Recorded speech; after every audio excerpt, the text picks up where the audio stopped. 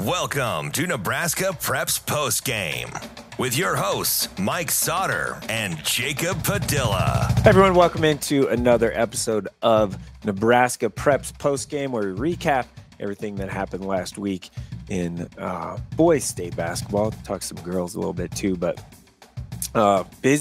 really busy week last week on the hardwood across the state.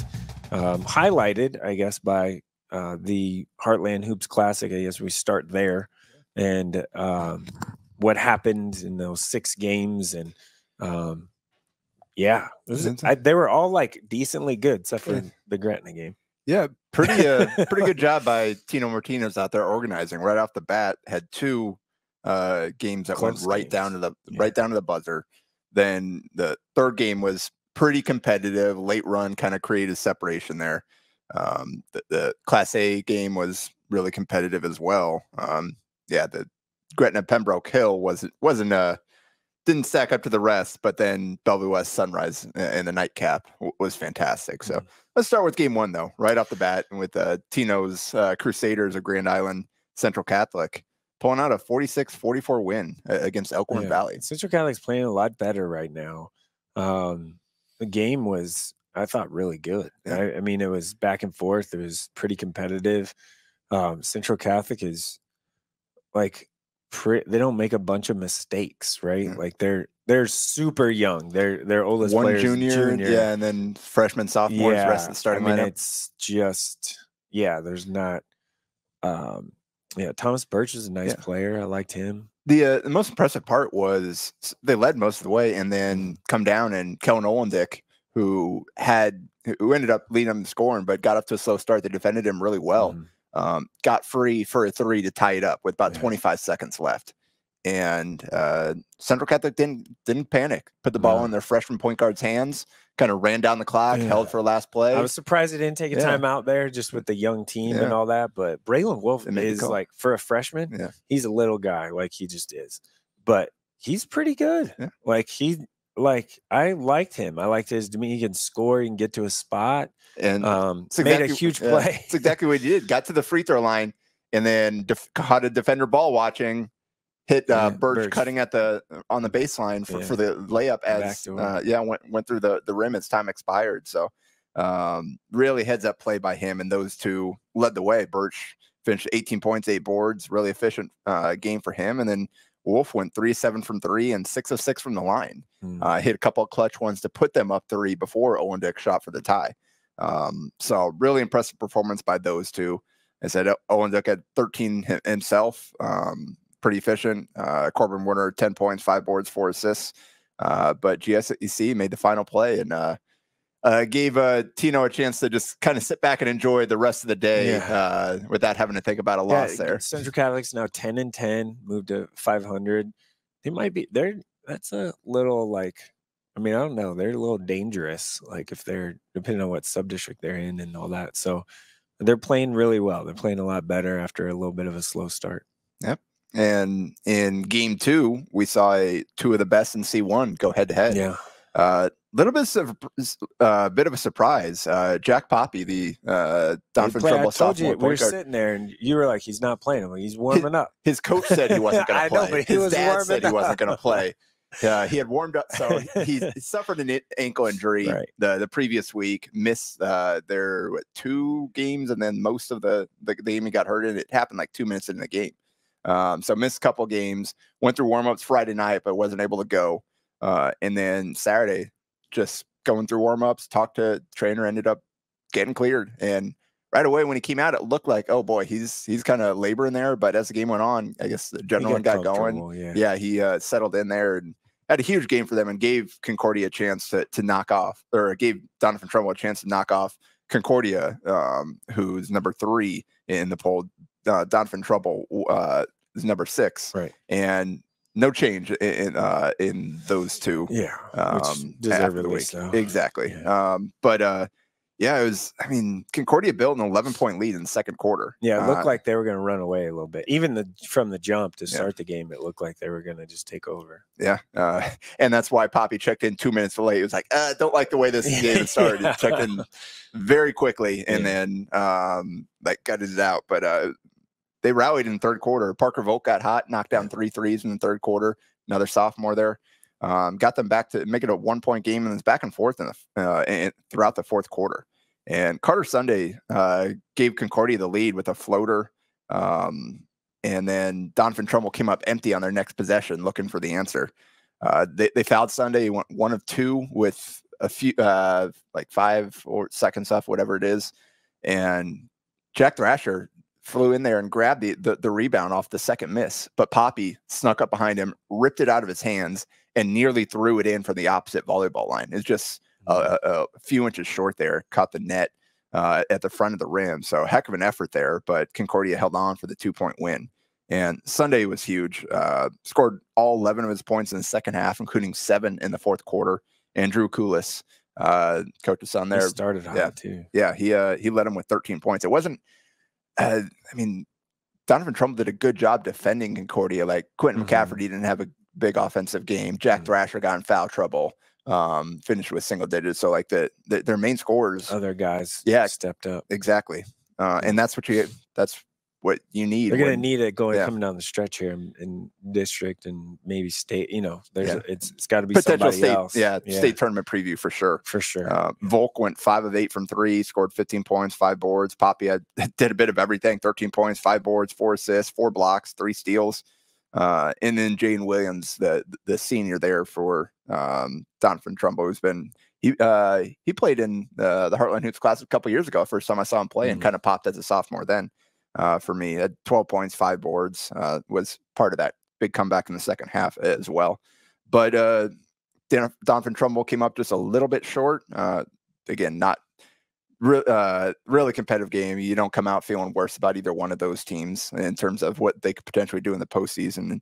I think a rematch down the line could be really interesting. But Game 3, we saw another of those C1 teams, man. Again, it just seems like every year the top of C1 is so strong. And it is again this year with Ogallala giving Crete everything it could handle in Game 3 there.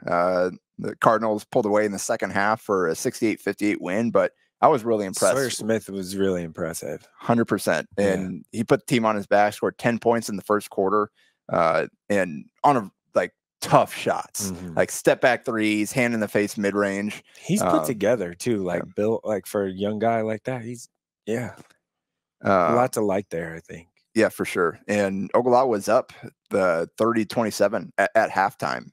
Did a really good job defensively on Crete in the first half. But Crete settled in the second half. They used runs of 15-2 in the third quarter and then 9-0 in the fourth. To take control, and they shot almost 60% from the field in the second half, went 6 of 12 from 3. So it just Ogallala just couldn't quite keep up in the second half as Crete got going there. But again, good showing from Ogallala, who remained at 5. No, coaches obviously aren't going to hold that loss against them, against the best team in B, who is still undefeated. 20-0 now. He's the best team in B now. Aiden McDowell, 19 points, 9 boards, 3 assists. Justice Gardner, another good game, 15 points, 6 boards. Again, really important defensively, 3 of 5 from 3. Kenner Svitak had 15 points, 5 boards. Struggled with his 3 ball, which is normally a good shooter. But he was a big part of that fourth quarter run at 8 of his 15 in the fourth quarter, and all at the rim. So really good showing by him. And then Sawyer Smith finished with 20 points, 5 boards, 5 assists, 8 of 14 from the field, 2 of 5 from 3.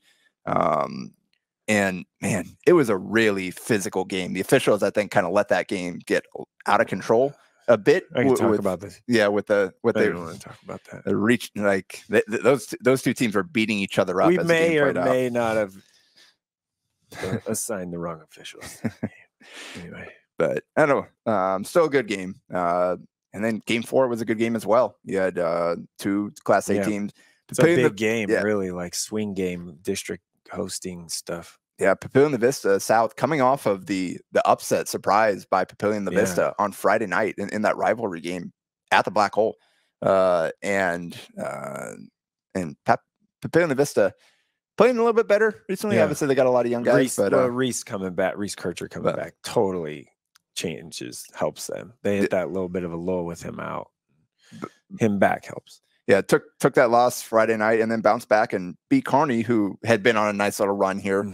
Had climbed up to number 9 in the poll last week after being out.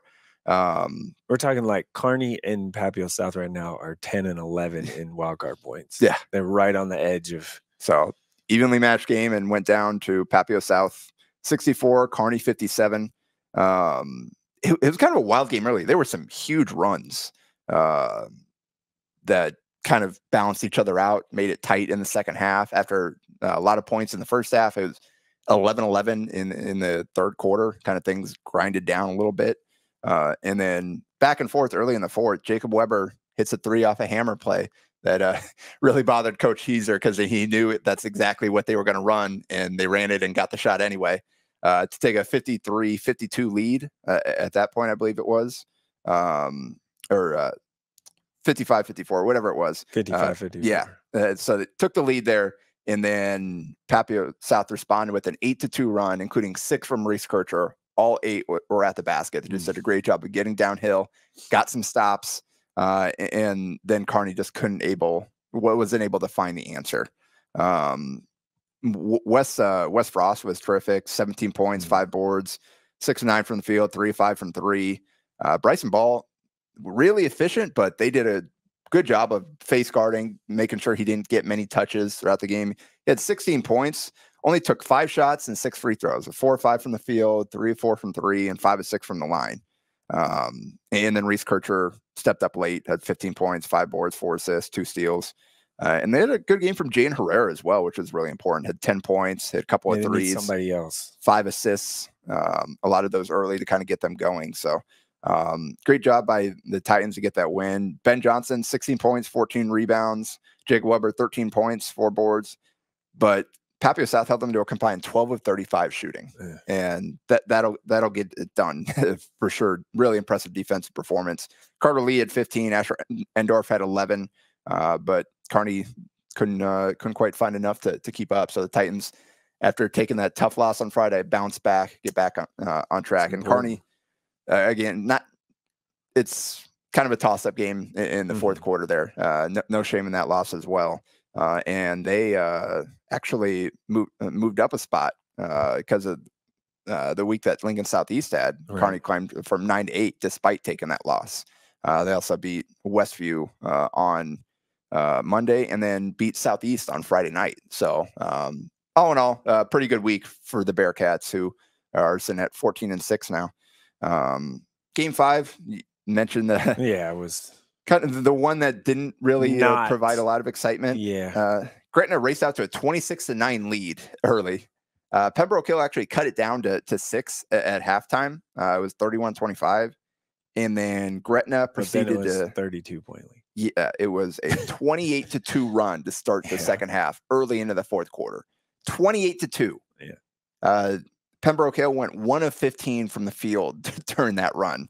And Gretna just kind of dominated there. Landon Pekorski had a big third quarter to help kind of break it open. And then, I mean, the final score was 66-51. A lot closer than the game itself was because Pembroke Hill made 9 of their last 10 shots, I think, after Gretna put in their subs and started getting some young guys. They got hot and started throwing everything in to make the final margin order. They got to have someone else step up off that bench to help them out a little bit. Yeah. That's super important. Anyway. So that, I mean, Pekorski, 18 points, 7 boards, 5 assists, just kind of doing what he does. Normal. Ed, like I said, scored 11 in that third quarter. Alec Wilkins, another really good game, 17 points, 7-9 from the field. Couple of free throws, hit his only 3 attempts. So those two led the way with some of the other guys struggling. And Gretna kind of checking in there, remaining there at number 4. And then finally, last game, Bellevue West 62, Sunrise Christian Academy 60. I talked to Coach Steve Klein before the game, and just, I mean, year in, year out, we see these games. The best players in the state step up, and we've seen Hunter Salas and St. Thomas have huge games. Chucky Hepburn, Iowa and Wole back in the day. Yeah. Just guys throughout these years. Every year, big kind of that big game, the big players actually play well. and either give their team a chance to win against a much more talented team, or they actually pull it off. And this time they did. Sunrise Christian was without a pair of 4-star guards. Right. David Castillo is a Kansas State commit. Jeremiah Green is a junior with high major offers. But it's still, for their other 5 starters, even without those guys, have D1 offers, led by Spencer Aarons, who Nebraska and others have offered their 6'9" wing, who was fantastic at 26 and 12 in the game. So there's still plenty of talent, a lot of size. Bellevue West shook up their starting lineup. They put Jacob Rope in there with Robbie Garcia to match up with the size a little bit more, which I don't know if they've done that all season. I think they've pretty much stuck with the same lineup. So, and Jacob Rope responded. It was actually, I'm talking about like the best player stepping up. Jane Jackson certainly did that right off the bat. Went 3 on Bellevue West's first 3 possessions, put them out to a 9-2 lead. They were up 10 at one point. Sunrise Christian battled back, tied it after 1, but Jackson hit 3 more threes in the second quarter, including just a stupid one from the volleyball line at the end of the shot clock, just pulled up and buried it. He was just unbelievable to start that game. And they were up 4 at halftime. And then the 3 stopped falling in the second half. And after they scored 3 2-pointers in the first half, struggling to deal with the length, athleticism, went 9 for 9 in the second quarter inside the arc, with Jacob Rope kind of leading the way there. Jacob's such a big body, he can create space. It's exactly what he did. Scored 10 points in that quarter to kind of make up for the fact that 3 stopped falling. And they were up. I mean, they pushed the lead double digits and led by 8 going in the fourth quarter. And then Sunrise Christian kind of locked up, and Bellevue West won a while. Had a really tough time scoring. Sunrise Christian's 16-4 run to open the fourth quarter, took the lead, took a 3-point lead with 90 seconds to play. And then Eldon Turner, who had 1 point at that point, hadn't made a shot. They moved the ball, hit him on the wing, rises up and knocks down a 3 as a defender falls down into his legs and takes him out. So gets a 4-point play there to give them the lead. Just a huge shot. Like I said, the only field goal he made all game long, and it's the biggest shot of the game. Then they go down, and Sunrise Christian had 3 chances to tie the game, or take the lead, rather.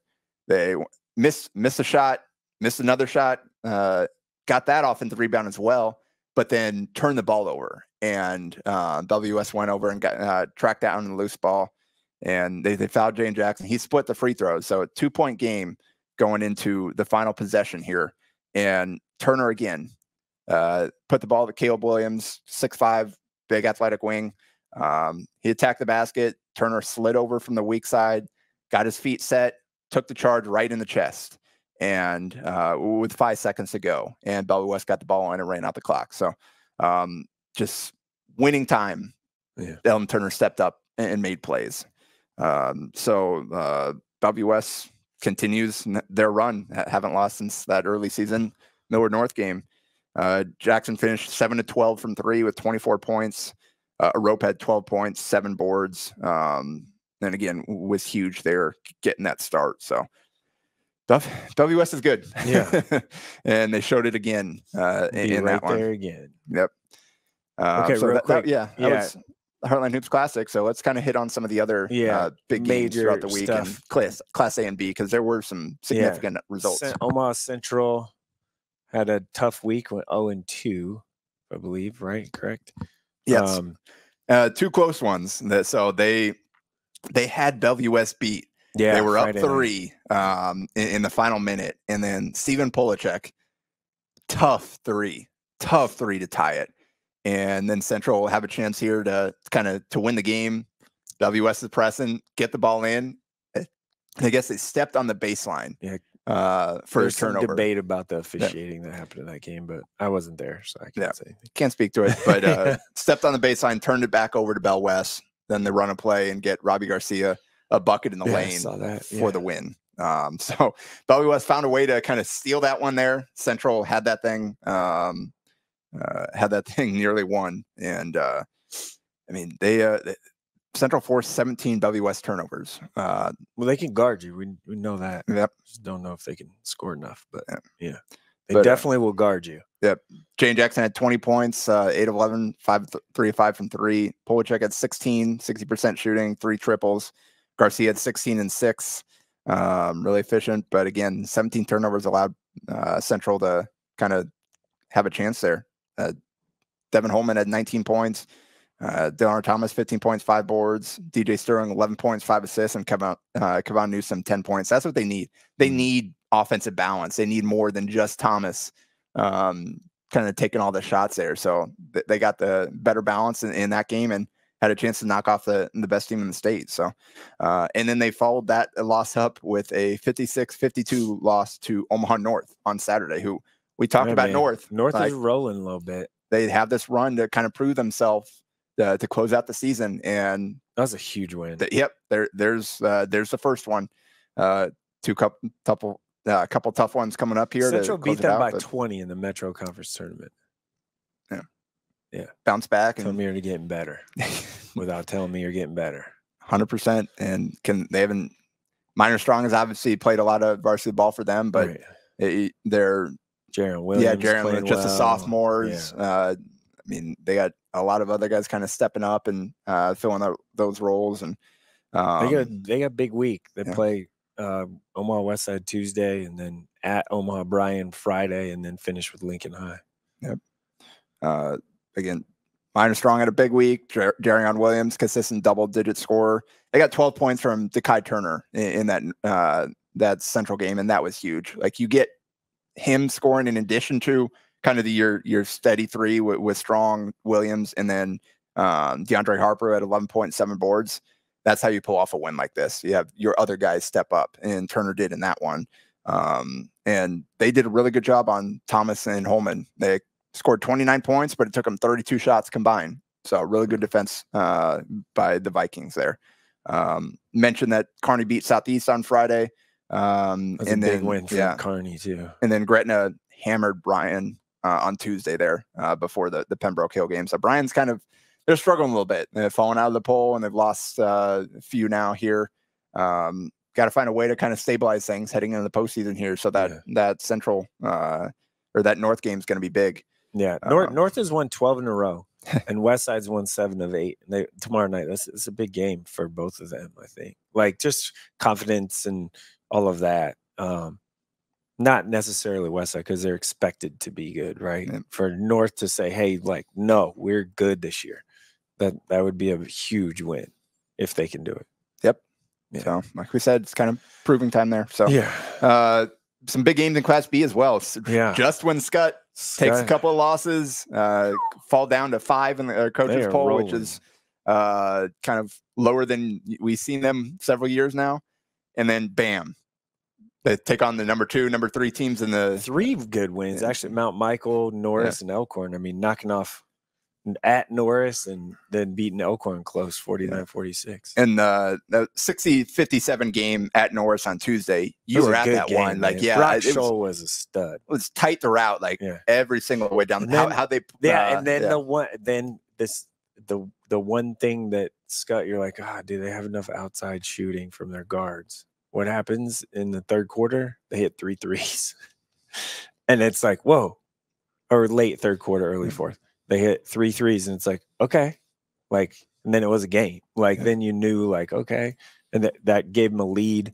And again, Brock Scholl was just tremendous. Like, he was awesome. He had 24, I think, 22, 24 points, 10 rebounds, a couple blocks, monster dunk. He was doing everything. And he twice got a shot block from behind because Junior Gardner blocked a shot. Junior Gardner's playing really well. He does a lot of stuff. Like, he's just out there just doing a little bit of everything, offense, defense. Playing really well. Like, at least he did in that game. And then for Norris, but he blocked a shot, and it was the second time that it happened. So blocked a shot from behind. Brock gathers the ball. And most of the time, that ball goes out of bounds off someone. You can't gather it good enough. Bends over, gathers it, puts it up and one, hits it. And then Norris late, I mean, did a really nice job. I mean, late game situation, there's 3 seconds left and get it to half court. Scott actually had a foul to gave it at half court, which is smart. And then Norris timeout. and Norris Coach Moore drew up a really good play for Gardner to get the ball, and he was open. It was just there was 1 point whatever seconds left. Just had to kind of rush it up. So kind of threw it up. It almost went. I was standing kind of opposite, and I saw it, and I was like, "Oh, I was under the basket. I saw it. I was like, oh, that's going in," because it looked good, off his hand, but it's a little off balance. But those are two teams clearly that are in the mix in B. It's just I don't know about beating Crete, but they're clearly in the mix. But that was a really good week for confidence-wise for Scott, and they move up in our poll from 5-2, and rightfully so, right? You beat Elkhorn, and they followed up for 49-46 win against Elkhorn on Friday, and they again you hold the team to 46 points. It's pretty good defensive effort. Nixon Farmer, sophomore, was the only antler in double figures with 10 points there. So good defensive showing from the Skyhawks. After losing 3 in a row, Scott lost 3 in a row to Pius Central and then Bennington at Bennington, and then they beat Michael Norris Elkhorn. Then they have Bishop Heelan. Sioux City Heelan comes to Scott on Tuesday, and then they finish it off with Aurora on Thursday night. Yeah, and Heelan we saw play a competitive game with Norris a couple weeks back at the Nebraska Prep Classic. They've got Matt Knoll. Matt Knoll's a good player. Going to be a tough matchup with Scholl there. It'd be kind of fun to watch those two go at it. Just kind of wonder how they'll skilled. So fortunately, I've got Creighton on Tuesday night. Won't be able to watch any high school games, but there's definitely some good matchups if you're going to be out and about. Norris, after the loss to Scott, bounce back and go to Elkhorn North and handle them 63-46. And credit to Elkhorn North, they fell behind by 17 and then rallied to cut it to 7 late in the third quarter. And then Evan Greenfield and Barrett Bosiger took over, combined for a 15-2 run to stretch the lead to 20. They each scored, I think, 7 for Greenfield, 8 for Bosiger during that run. And Greenfield now has stepped in the starting lineup. He started on Tuesday. Yeah. He made some really nice plays. I mean, it was one of those things, even at the beginning of the year for North, okay, we know this guy's here. We can ease him into it because we have a lot of depth. So that's exactly what they've done. They've eased him into it. And he earned his way up there. Right. He came up big in some big moments for them, kind of figured out what the team needs from him. And now he's kind of on a talented team. He's emerged as one of their best players as a freshman. So that's definitely a name that you're going to be hearing a lot over the next 3.5 years here. But 63-46 was the final. The Greenfield led the way, 21 points, 9 boards, shot 60% from the field, hit a couple of threes. And then Bosiger had 17, went 5 of 6 from 3, and some tough ones too, like hand in the face, didn't matter, buried it. That's what he's capable of doing for them. A little streaky, but when he's on, they're going to be tough to beat. I was really impressed with Nike Orgerbold, sophomore there for Elkhorn North. 14 points, 5 boards, 4 assists. Basically all those assists were getting Sutton Pietkowski layups around the bucket there. So Pietkowski, obviously another sophomore. So those two guys, they don't have any. It was senior night for the girls who got big games from Britt Prince at 28 and 10 for her. And McKenna Murphy had 19 and 10. So they celebrated senior night, but the boys don't have any seniors. No. So they're going to be a tough team in the future, but weren't quite ready to handle Norris on Friday night. You mentioned Bennington. I was also there on Tuesday. Really entertaining game at Roncalli. 77-74 in overtime. Roncalli pulls out the win on game-winning 3 just before the buzzer from Brooke Shetler. And it was funny that they actually had the lead on the previous possession and had a chance to run out a lot of clock. Took an early clock 3, going for the dagger, didn't make it. Bennington goes down and ties the game up, and come back down and again go for the 3. And this time Shetler buried it for the win. So kind of a nerve-wracking final minute there for Coach Stoffel, but up and down week for Roncalli, though. Yeah, because they followed up and lose to Blair, who Concordia. I went there on Thursday. Concordia just handled them 40. Yeah, well, 38. Whatever. Yeah, kind of a weird week so Blair just non-competitive against Concordia, but they beat Roncalli. They had I forgot who they played earlier in the week was more competitive as well. I think Elkhorn maybe. So kind of a weird team to figure out there, but what they're receiving votes now at 8-11 because there aren't 10 teams with winning records in B that actually matter. Yeah. And Roncalli goes to Elkhorn to finish the regular season this Saturday. Yep. So that was a really good win for the Crimson Pride. Christian Swift, 22 points, 6 assists. Zarion Rankins came off the bench and gave him a big spark in the second half, scored 15 points before fouling out. Hunter Giles scored all 14 in the second half, hit 4 threes, had 9 rebounds. And then Shetler, 4 of 8 from 3, including the game winner for 12 points there. Austin Kaiser, 23 points, who stepped up again. Bennington lost the starter to injury. They had a starter go down before the season even started. They're the leading returning scorer, and they've kind of found a way to settle in and be solid now. They're sitting at 6, dropped a little bit in the poll after the loss there, but still a tough team to deal with. So that's kind of the notable results in B. There's not much. B is something. Not a whole lot of changes in the kind of C and D classes there. No. You can go check out the coaches poll on HurrdatSports.com to kind of see a little bit of shuffling in the second half, but all the ones remain the same.